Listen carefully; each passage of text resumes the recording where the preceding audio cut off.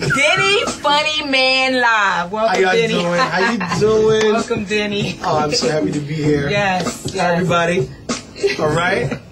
Denny, let's start with how you actually started your first stand-up performance. My first stand-up performance was at the Laugh House in, I believe, April 7th, 1999. Between April 7th and April 9th of 1999. And it was horrible. Why? Because I was watching comedy, and I just thought, oh, you might get up there and do that. And I didn't know you had to have material. Right. I thought you just get up there and talk. And I got up there and bombed in front of everyone. And I continued to bomb for the next 8 months. I can't believe that. Yeah, that is the God's honest truth. I can't believe I'm it. telling you, the first time I made people laugh, the comedians were in shock, and the crowd was in shock. They were like this. They couldn't believe I finally did something. Now, was this a reoccurring performance at the Laugh House, or were you going to other clubs? I was not only going to the Laugh House, I was going to different comedy rooms around the not around the country, around the city. Okay. Bombing everywhere. And it was like, it was so bad that the crowds expected me to do that. And they would introduce me, Denny Live. People in the audience like, oh, we about to leave, baby. This is the dude that bombed last time. And it was like that. Right. Now, did you have a manager at this point, or you were just going up? I was just going because it was exciting. You know what I mean? And I really, at that particular time in my life, I didn't really have anything else to do. So that's the only reason why I stuck with it. If I had something else to do at the time, I probably wouldn't have stuck with it because it wasn't good for 8 months. So as a child, were you funny in class? Like, did you get in trouble a lot with the teachers, or were you a jokester? When I was younger, I was a comic genius. Okay. When I was younger, that's what made me have the false sense of security that I could do this. Right. Because I was always funny to the homies, funny to my mom, funny in school, and then having to make the transition from, oh, everybody thinks you're funny, to actually having to be funny. It's a transition where you know, you have to get used to it. Because really, honestly, in the beginning, I wanted to be a rapper. Okay. Yes, right. I can see you as a rapper. I was good too. Yes. I was really good. I was fantastic. So you totally gave up that rap dream. You know what? I have, but I haven't. Like, I'm so good. I can be on people's. I can do cameos on people's songs. Okay, yes. You know what I mean? Yes. If you write me some stuff, I can say it. I can't write my own stuff, but you write my stuff for me. Now, speaking of writing, do you write all of your own comic I write all my material. Okay. I practice my material. What it is with stand-up material, it's time consuming.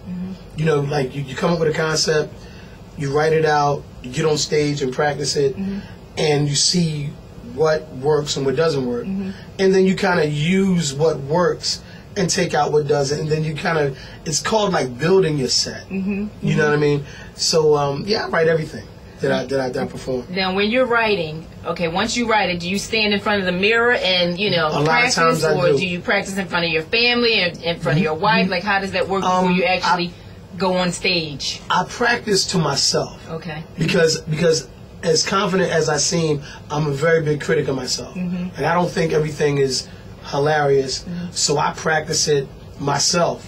And if it's funny to me, then normally I can make it come across on stage. Like, if you're a comedian and you feel comfortable with it, you should feel comfortable enough to know that the crowd will like it also. Yes. So I practice to myself because my family and my wife, they're critics.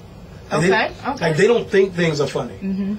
Like, really? No, not at all. I'm not really funny to them. Like, they'll see things that I do and they'll just sit there. They used to be doing this for years, trying to make them laugh, trying to you know, bring a point across to them. So they're not impressed at all. Okay. Yeah, they actually think other people are funnier.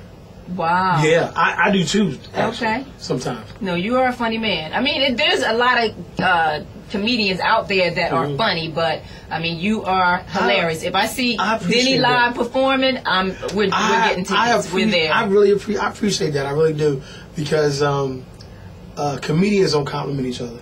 Why is that? Because comedy is competitive like rap music. Like there are comedians that really don't want to laugh at another comedian's material. Mm-hmm. You know what I mean? But if a guy's funny, you can't help it. Of course not. You know what I mean? It just comes up. It's gut funny. Comedy is competitive. Comedians have beef like rappers. Mm-hmm. Okay. Comedians get into altercations over material. Mm-hmm. Like, it's sad to say some comedians steal each other's material. Mm-hmm. Mm-hmm. And it is escalated to the point of fistfights. Wow. Yeah, because you might go on stage and a comedian may take a little bit of what you do. Mm-hmm. But if you make a phrase, if you coin a phrase and make it popular and everybody knows that's your trademark, me love and you. here I come. Me love you. Yeah, me love you. Oh, I love that. Can you do that for your fans? Can you do me love you? No, why not? Because I'm shy, Karen. How are you shy, Denny? Because we on MySpace, YouTube, and all this stuff, and I can't do it. We're in the studio. She has a wonderful studio, but we only have the crew here, and they see so many people. I just can't do it in front of a small crew.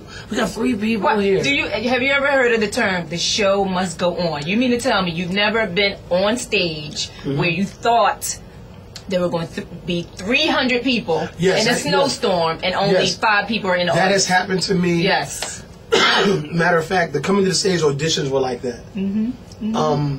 It threw a lot of comedians off because you had Mitchell Bashan, one of the executive producers. Mm-hmm. You had Erica Brown, one of the assistant producers. Mm-hmm. You had T. Faye Griffin. She was one of the directors. Mm-hmm. Tony McEwen. These people are all in the audience at the Laugh House. You had to perform for them. Yes. And these are people who have seen every comedian in the country. But you have to act in a way. Yes. You have to go up there and act like the crowd is there and they're loving you. Yes. Mm-hmm. And I was so desperate to be on TV. I was like, yeah! Mm-hmm. And I seen people get up there and they were like, well, it's a new crowd. What am I going to do? Mm-hmm. The show must go on. Hey, show must go on. Mm-hmm. But now I'm kind of like big time. I get shy with a small crowd. Lord.